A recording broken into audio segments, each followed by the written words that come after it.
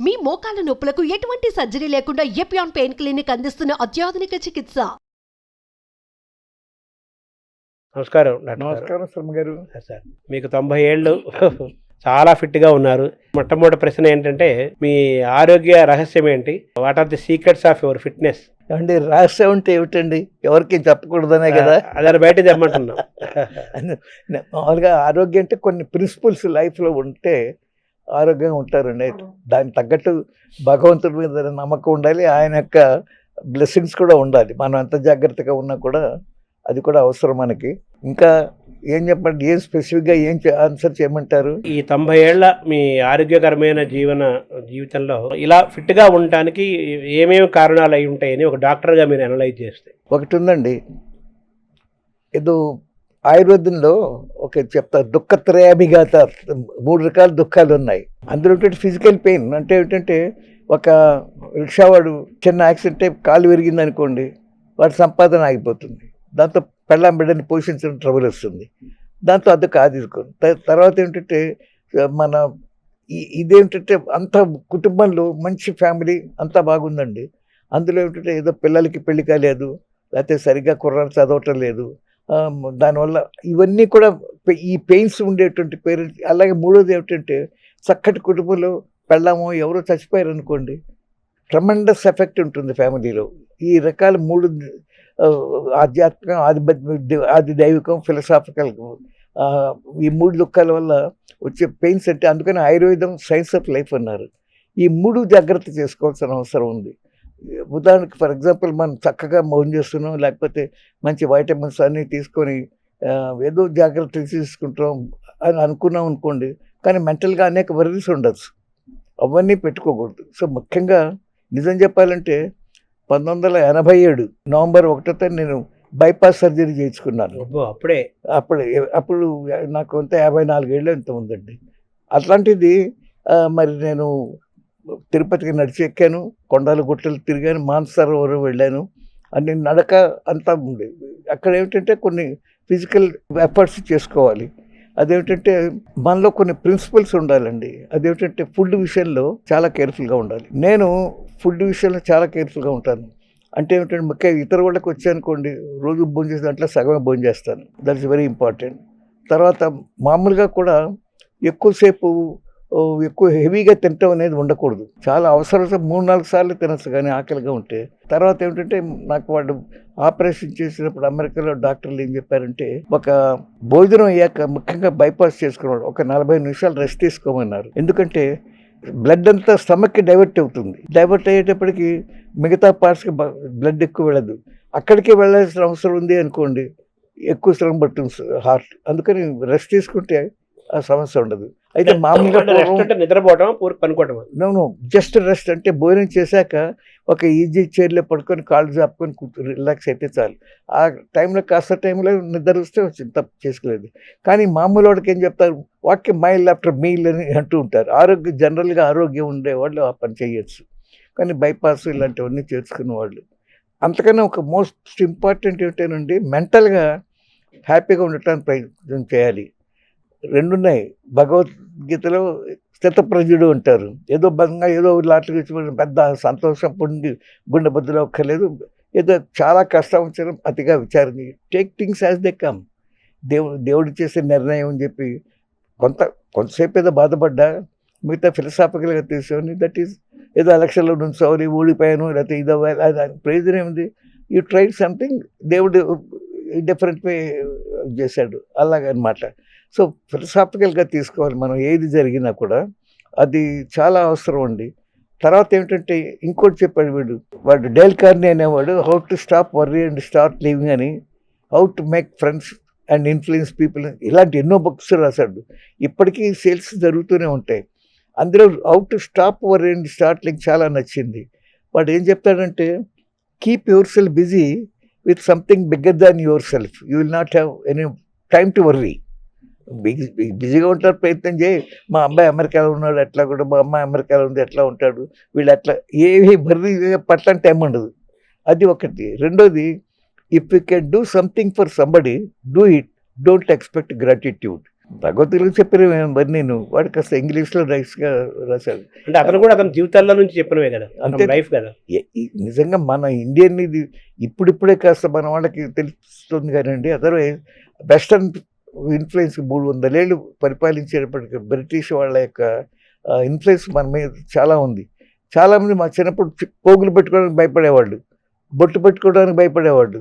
అది ఒక భయపడేవనుకో అది ఒక అదేదో సిగ్గుపడేటువంటి యాక్ట్ అని అనుకునేవాళ్ళు. ఇప్పుడే కాస్త మొహమాటలు లేకుండా, ఎందుకంటే ఇట్స్ ఎ టైం నౌ మన హిందుత్వం ఎంత దెబ్బతింటుంది, హిందువులని అంత ఇదిగా చూస్తున్నారు. మనం వీ బిలాంగ్ టు రిలీజియన్, రోజు పూజలు చేయక్కర్లే, పురస్కారాలు చేయక్కర్లే, గుడ్ మనిషిగా ఉండి. బికాజ్ ఒకటి చెప్పాలి, ఏ మతమైనా హ్యూమన్ నేచర్ మీద ఆధారపడి ఉంటుంది, సైకాలజీ మీద ఆధారపడి ఉంటుంది, నమ్మకాలని క్రియేట్ చేస్తుంది. అది ఇంపార్టెంట్. నేనేదో బ్రహ్మాండంగా ఎవడో మర్డర్ చేశాను, లేకపోతే దొంగతనం చేస్తాను, ఎవడు చూడలేదు, ఎవరికి తెలియదు, అక్కర్లేదే, పైనుంచి ఎవడో అబ్జర్వ్ చేస్తున్నాడు, వాడికి అన్నీ తెలుసు, వాడు పని చేస్తాడు అనే ఫియర్ కాంప్లెక్స్. అంటే ఇది కర్మ సిద్ధాంతమే కదా మీరు చెప్తున్నారు. సో అదొకటండి. తర్వాత ప్రిన్సిపల్స్ కొన్ని ఉండాలి. అందులో ఒకటి ఏమిటంటే, మనం ఏదో 3 రోజులు 3 గంటలు ప్రార్థన చేసి ఎవరినెత్తి చేతులు పెడదామో, ఎలా డబ్బు అంటే అగేన్స్ట్ ది లా కానీ ఇంకో విధంగా సంపాదించాలి వాళ్ళకి ఏవి ఎప్పుడప్పుడు ఏదో వర్రీ ఉంటుంది. ఐ సీన్ మెనీ ఫ్యామిలీస్ బోల్డంత డబ్బు ఉంటుంది, కానీ కొన్ని సాంఘికంగా కొన్ని మంచి పనులు చేయకపోతే గాడ్ విల్ పనిష్. ఇప్పుడు లాంగివిటీకి ముఖ్య కారణం అంటే పీస్ ఆఫ్ మైండ్ ఉండాలండి, హెల్దీ థింకింగ్ ఉండాలి. ఒకరిని మోసం చేయాలని కానీ ఒకరికి ఏదో అన్యాయం చేయాలి ఉండకూడదు. ఇవన్నీ చాలా హెల్ప్ చేస్తాయి గుడ్ హెల్త్ మెయింటైన్ చేయటానికి.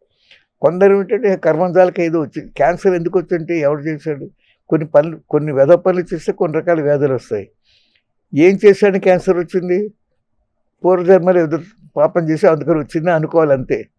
అంతేగాని ఏదో ఫ్రిక్షన్ ఎక్కువ ఉంది 2 పార్ట్ల మధ్యలో అందుకని అక్కడ క్యాన్సర్, ఇవన్నీ చాలా థియరీలు ఉన్నాయి. కానీ నేను మెడిసిన్ ఎప్పుడో 53లో చదివాను, అప్పటి నుంచి ఇప్పటిదాకా లాట్ ఆఫ్ ఇంప్రూవ్మెంట్ వచ్చింది. ఎక్కడంటే ఎర్లీ డయాగ్నోసిస్, దానికి కాస్త ట్రీట్మెంటు అనేక విధాలుగా వచ్చింది, కానీ బేసిక్ కారణం అనేది స్పెసిఫిక్గా తెలియదు ఎవరికి. అలాగే డయాబెటీస్ పూర్వం డబ్బుండే వాళ్ళకి వచ్చేది, ఇప్పుడు పేదవాళ్ళకి కూడా వస్తుంది డయాబెటీస్. ఎందుకంటే స్పెసిఫిక్గా ఎవరికి తెలియదు. వాడు తమాషా బాయిడ్స్ అనేవాడు పతాలజీ ఒకటి రాశాడు, అందులో వాడు ఏం రాస్తాడు, ఇట్లా diabetes plenty poverty in the midst of plenty అని చెప్పాడు. అంటే poverty in the midst of plenty, అన్నీ ఉన్నాయి అల్లు ఉన్నట్లు శరీరం అన్నట్టుగా. శరీరం నిండా షుగర్ ఉంది, కానీ వాడుకోవటం ఎట్లాగో తెలియదు.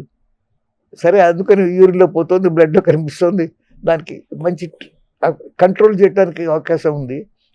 అదేవిధంగా బ్లడ్ ప్రెషర్ మైండ్ని కాస్త ఆవేశం తగ్గించుకోవాలి. ఇలాంటివన్నీ కొన్ని సూచనలు పాటిస్తే బ్లడ్ ప్రెషర్ ఆటోమేటిక్గా తగ్గుతుంది. ఆయుర్వేదంలో చెప్పారు చూసే శవాసన యోగలో మనిషి టోటల్ రిలాక్సేషన్ అంటారు. మీరు ఇట్లా గట్టిగా పడుకున్నారు అనుకోండి, ఆటోమేటిక్గా అట్లా వెలికలుగా వేళ్ళు వంగిపోతాయి. ఇట్లా తెరిచి కూర్చోవాలి అని అనుకుంటే కూర్చోవచ్చు, but that is not the way. But universal flexion అంటారు, ఒకసారి రిలాక్స్ అయి పడుకుంటే అన్ని జాయింట్స్ ఫ్లెక్స్లలో ఉంటాయి, రిలాక్స్ అయిపోతాయి. రిలాక్స్ అయ్యి అట్లా ఒక 20 నిమిషాలు ఉంటే ఏ మందులు లేకుండా కూడా బ్లడ్ ప్రెషర్ తగ్గుతుంది. అట్లీస్ట్ 10 పాయింట్స్ 10 డిగ్రీస్ తగ్గుతుంది. ఇలాంటివి కొన్ని డిసిప్లిన్ లైఫ్లో ఉండాలండి, అది మెయిన్ థింగ్ అండి. మంచి హెల్త్ మెయింటైన్ పెట్టాను. తర్వాత తెలియదే ఉంది, ఇప్పుడు జంక్ ఫుడ్ ఎక్కడ పడితే అక్కడ. మనకు కూడా చిరుతిళ్ళు అనేది ఉన్నాయి తెలుగులో. ఇప్పుడు జంతికలు తింటారు, చక్కెరలు తింటారు, ఏవేవో చేస్తారు, కానీ కొంచెం మోతాదు నథింగ్ విల్ హ్యాపెన్. అయితే మన ఇళ్లలో చేసుకున్నట్టుగా బయట కొనే ఉండవు. చిన్న షాపుల్లో, రోడ్డు మీద షాపుల్లో ఏం చేస్తారంటే వాడిన నూనె తెగ వాడుతూ ఉంటారు. It's not good, it's not safe. అంత సైంటిఫిక్గా ఎందుకు సేఫ్ అవన్నీ వాడటం అనవసరం. మనం వీలైనంత వరకు వాడు ఏం చెప్పి 1-2 సార్లు నూనె వాడిందే ఎక్కువగా వాడకూడదు, 1-2 సార్లు వాడచ్చు. ఇలాంటి కొన్ని డిసిప్లిన్ తీసుకోవటం అవసరం. వీటన్నిటికీ కన్నా అఫ్కోర్స్ మెంటల్గా పీస్ ఆఫ్ మైండ్ ఉండాలండి.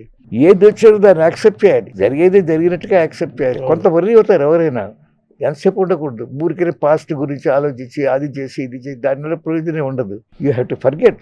మంచి జరిగినా చెడు జరిగినా ఓకే అనుకోండి జరిగింది, లెట్ us ఫర్గెట్, ఎందుకు జరిగిందో తెలియదు, ఇంకా ముందు జరగకుండా చూసుకోవాలి. అలాంటివి ఇలాంటివన్నీ చాలా అవసరం మెంటల్గా. అందుకనే ఆయుర్వేద సైన్స్ ఆఫ్ లైఫ్ అన్నారు. ఆయుర్వేద అంటే మెడిసిన్ అంటే ఏదో ఒక మందు, ఏదో పుండు వేసేది మందు రాయి, లేకపోతే ఇంకోటి ఏదో తుమ్ములు వస్తే ఒక మందు వేసుకో. మందు is different for total life, science of life. ఆది భౌతికం, ఆధ్యాత్మికం, ఆది దైవికం. ఆధ్యాత్మిక అంటే ఫిజికల్ పెయిన్. ఆధ్యాత్మ అంటే నేను చెప్పాను ఇందాక, ఏదో క్లోజ్గా ఉండేవాళ్ళు చక్కటి సంస్థలు చనిపోవటం ఏదైనా జరుగుతుంది, పిల్లలు సరిగ్గా చదవకపోవటం జరుగుతుంది, ఇలాంటివన్నీ దాన్ని ఆధ్యాత్మికంగా ఉంటారు. ఆది దైవికం అంటే మంచి పొలాలు ఉన్నాయి, పొలాలు సంక్రాంతికి పంట చేతికి వస్తుంది, బ్రహ్మాండంగా పనిచేసే వాళ్ళందరూ కూడా డబ్బులు అన్నీ ఇస్తూ ఉంటారు. కానీ ఏం జరుగుతుంది, సునామీ వస్తుంది, తుఫాను వస్తుంది, పంట పోతుంది. వాడు అప్పు చేసి అనేక మందులన్నీ తెచ్చి అనేక విధంగా. సో అది దైవికం.